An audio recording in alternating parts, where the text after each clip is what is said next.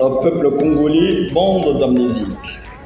C'est du grec amnésiaque, vient amnésie. Et l'amnésie est une perte partielle ou totale de la mémoire. Un état pathologique, permanent ou transitoire, congénital ou acquis.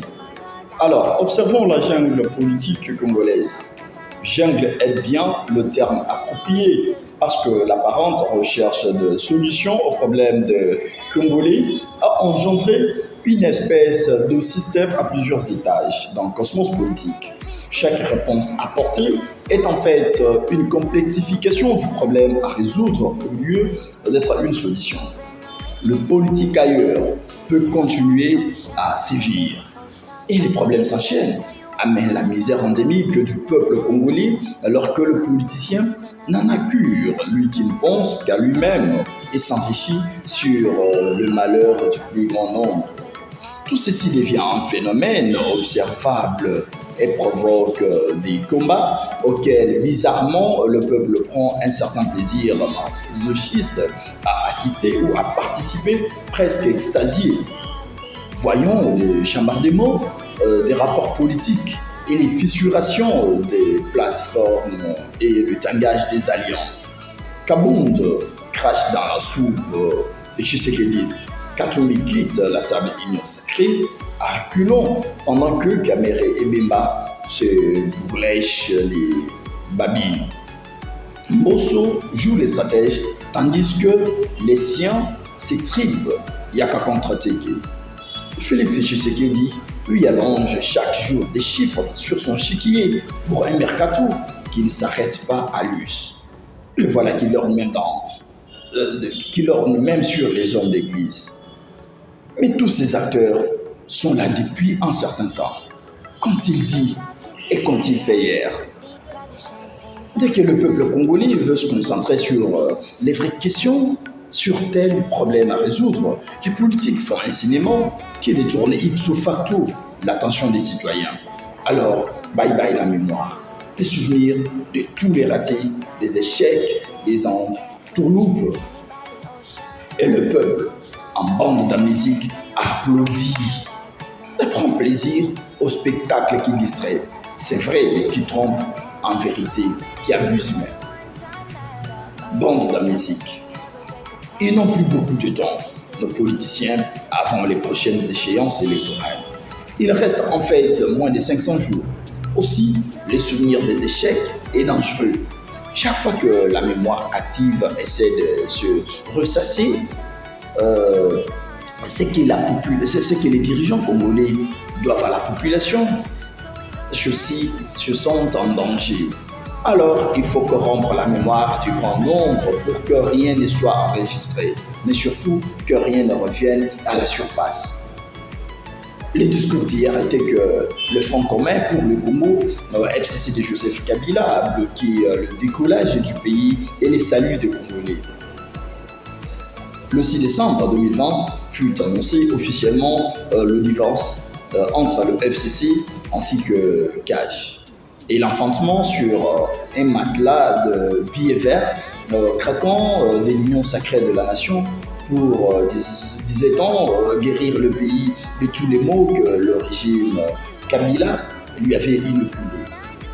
On sait que les politiciens RD congolais ont toujours eu comme sport favori l'immolation de quelques boucs émissaires sur l'autel de leurs erreurs répétées. Caïn choisit toujours de frapper Abel dans les dos, dans l'espoir vain de voir son sacrifice agréé. Mais que se passera-t-il demain si cette bande d'amnésiques, les Congolais bien sûr, prêtaient un peu d'attention à l'écho de la montagne qui répète à l'envie: Caïn, qu'as-tu fait de ton frère qui salue La phrase magique que le Caïn politique congolais a volé à l'autre patriarche, elle signifie que le travail est commencé.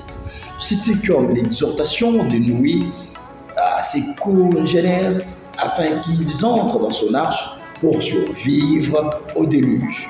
Mais dans son arche, l'union sacrée, le président de la République ne voit rien, bercé par les bruits des vagues et des agapes. Il oublie ses promesses. C'est d'aujourd'hui, d'hier et d'avant-hier. Il en fait chaque jour davantage. Et le peuple, bande d'amnésiques, se laisse aller à cette ambiance psychotrope, démente qui amène à un oubli exalté. Et rien ne change, sinon empire malgré toutes les promesses. Et les Congolais, eux, sont sur une autre planète. RDC et Loko Yamakasi. L'amnésie amène à ne pas voir que les voisins piétinent vos plates-bandes, qui pillent même votre jardin. L'amnésie embrasse son propre ennemi et lui ouvre et grande la porte. On a proclamé l'état de siège, on l'a 1000 fois prorogé, mais on continue à mourir par milliers. Ça continue.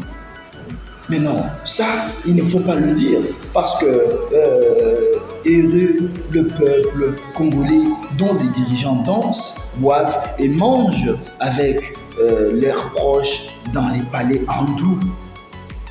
Aucun moins, l'insécurité est chaque jour plus grande pour les citoyens lambda. C'est la preuve que les politiciens développent le pays. On voyait les stats. Il ne se passe pas de semaines pour qu'il y ait des tueries là-bas. Et Congo, c'est pareil. Dixit, l'homme politicus congolais. Et le peuple, bande d'amnésiques. Moi, ces paroles comme du petit lait. Qui parle et de quoi? Après la mobilisation sur terrain et sur les réseaux sociaux, personne ne parle plus de Bunagana, tandis que l'ennemi s'installe en territoire conquis, colonisé. Il a déjà son état-major dans l'Est congolais et va y installer son quartier général. Les Congolais, pris en otage chez eux, meurent chaque jour. À Kinshasa, on se mobilise pour quelques grands-messes après l'UIA et plusieurs autres organisations sous-régionales comme la SADC. C'est assez, voilà.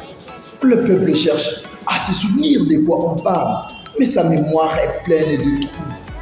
Il se rappelle seulement qu'il faut applaudir puisqu'approchent les élections pour lesquelles il aura quelques t-shirts, de la menu et monnaie et quelques pintes de bière.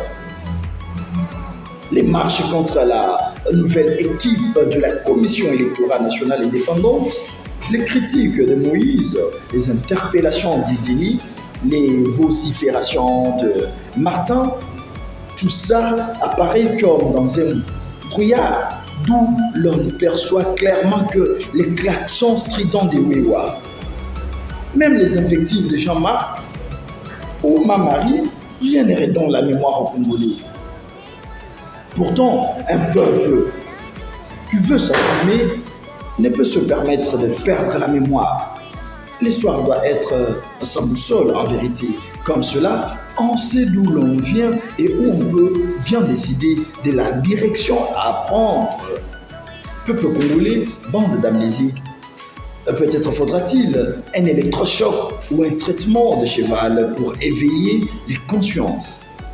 Un peuple qui oublie son passé n'a que des citoyens des circonstances, des patriotes des circonstances qui ne savent pas se prendre en charge et se faire respecter comme citoyens. D'où vient ce pays? Où nous conduit-on? Quelqu'un va-t-il entendre l'écho de la montagne qui crie aux politiciens congolais interminablement: Caïn, Caïn, qu'as-tu fait à ton frère?